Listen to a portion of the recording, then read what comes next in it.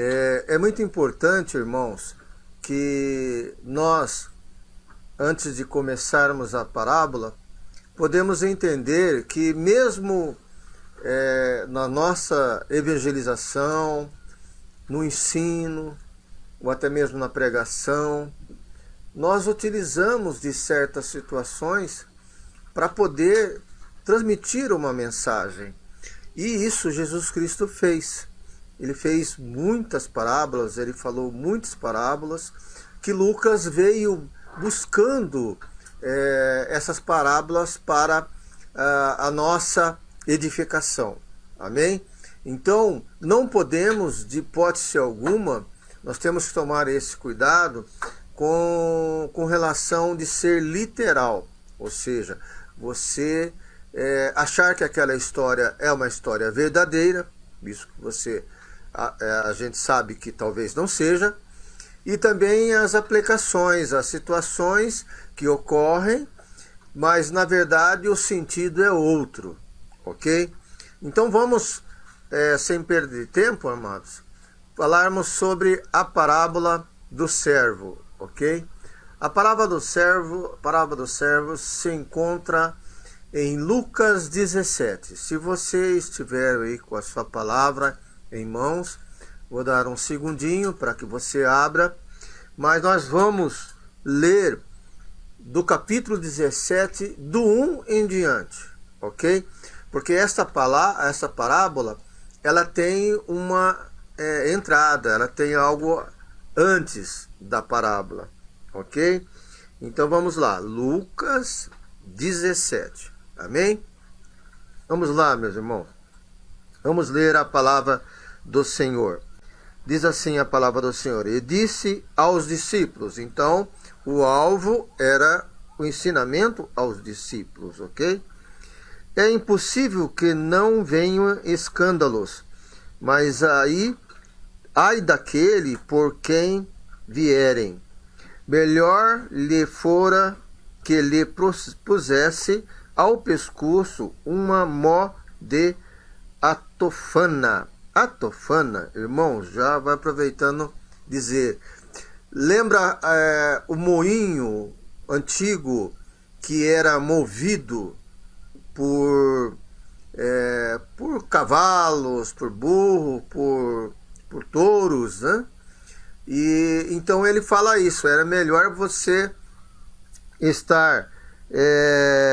pusesse ao seu pescoço aquela garra, né? E fosse lançado ao mar, do que fazer tropeçar um desses pequeninos. Olhai por vós mesmo, e se teu irmão pecar contra ti, repreenda-o, e se ele se arrepender, perdoa-lhe. E disseram então os discípulos ao Senhor: acrescenta-nos a fé. E disse o Senhor: se tivesse fé como um grão de mostarda, direis a esta amoreira: desarraga-se daqui e plante-a no mar, e ela vos obedeceria.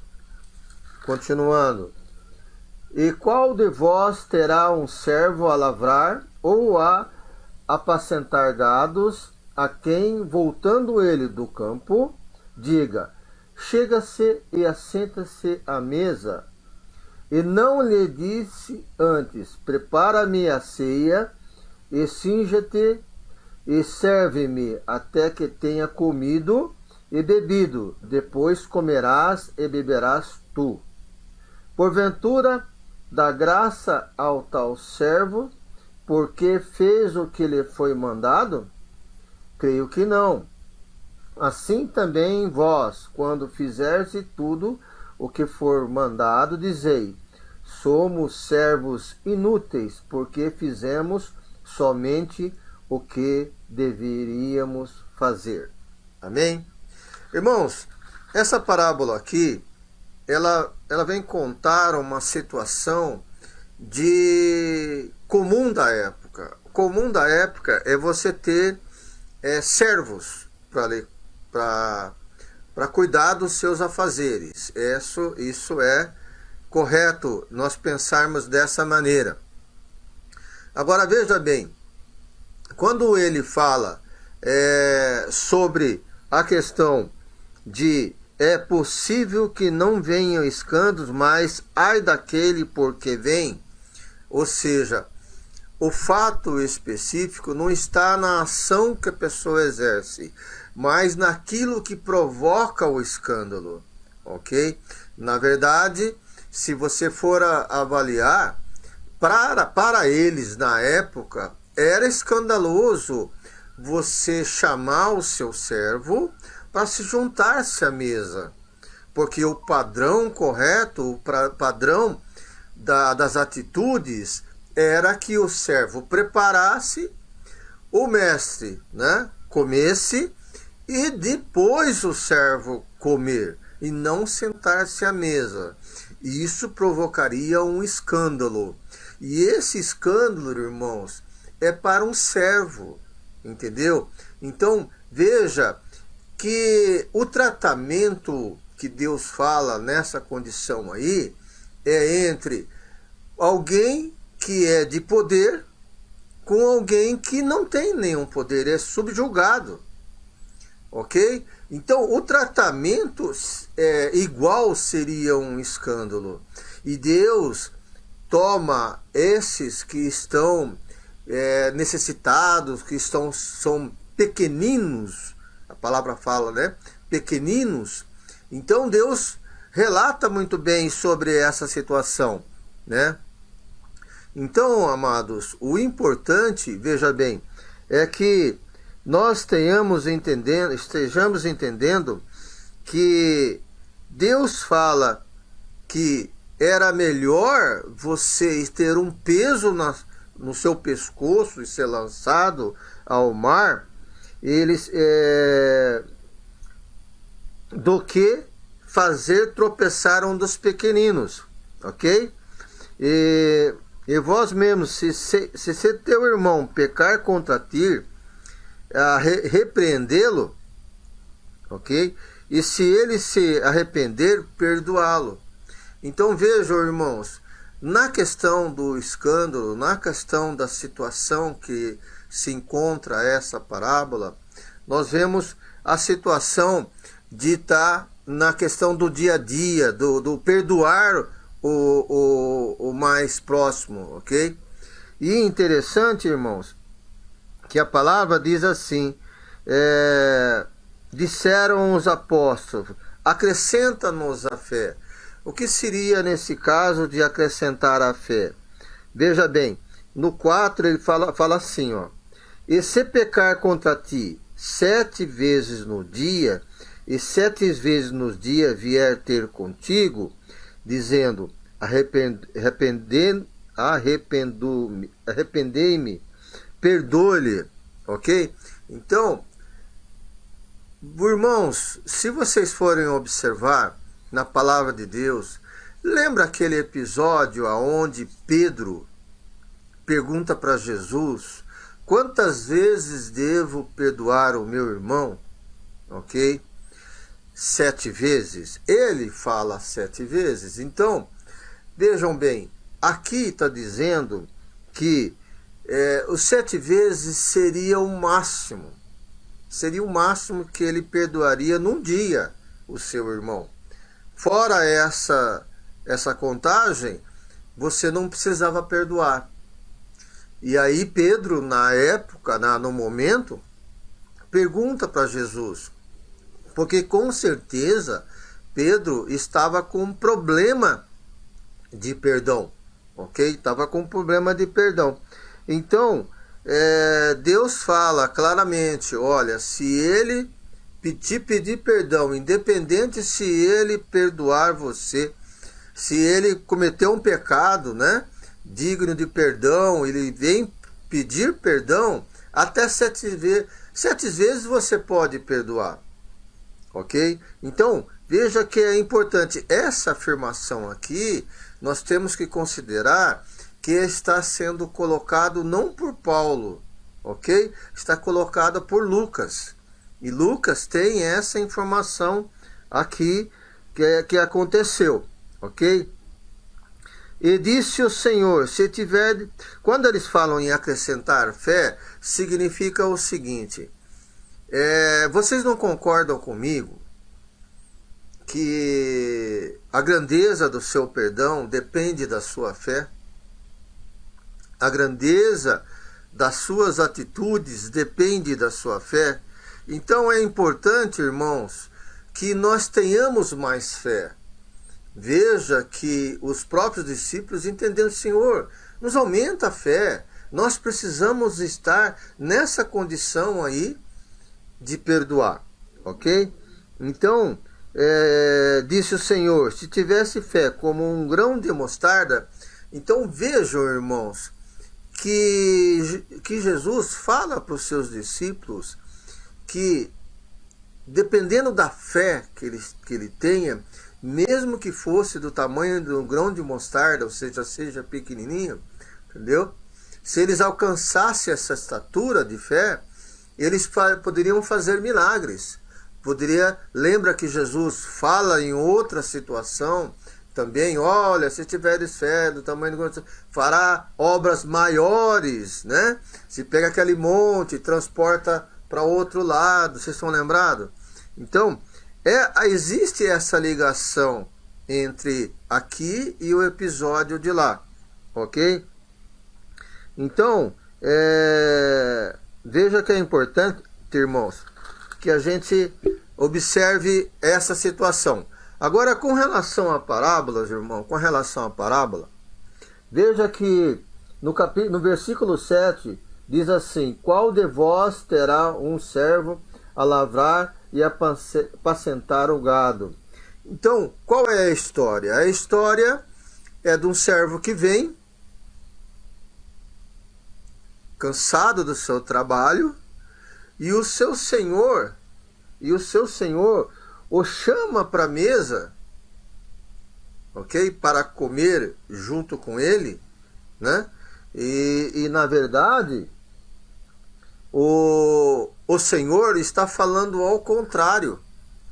Ele está falando ao contrário do que as pessoas olham e classificam, ok? Classificam. É interessante que, veja bem, no versículo 9, porventura dá graça ao teu servo porque fez o que lhe foi mandado? Creio que não. Então vejam, irmãos,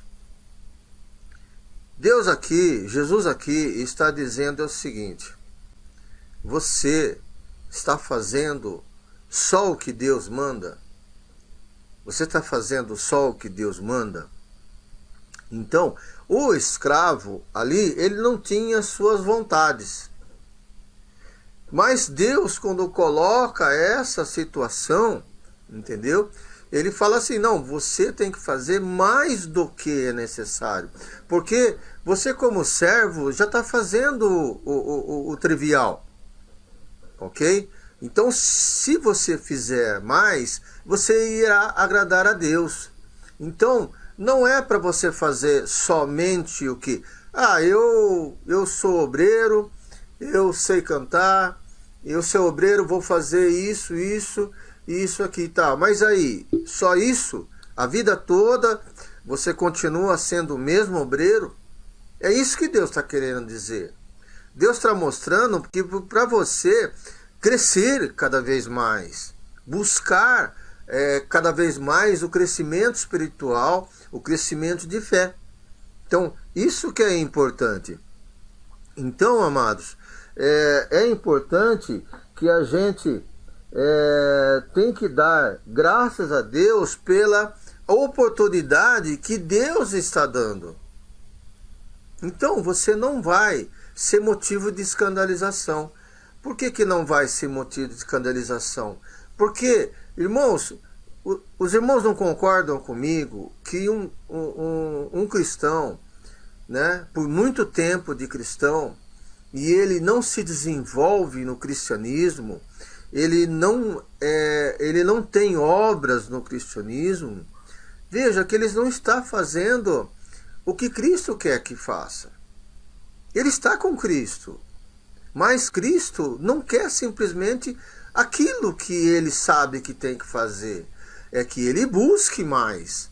Esta que é a grande realidade do servo que Deus está buscando. Ok? Então é importante que a gente entenda esse fato.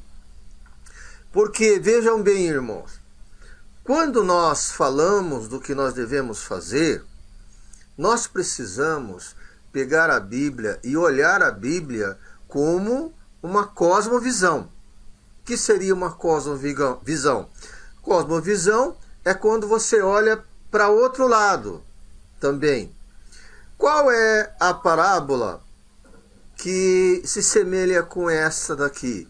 Com essa afirmação que eu estou colocando, ok? Não é a parábola dos talentos?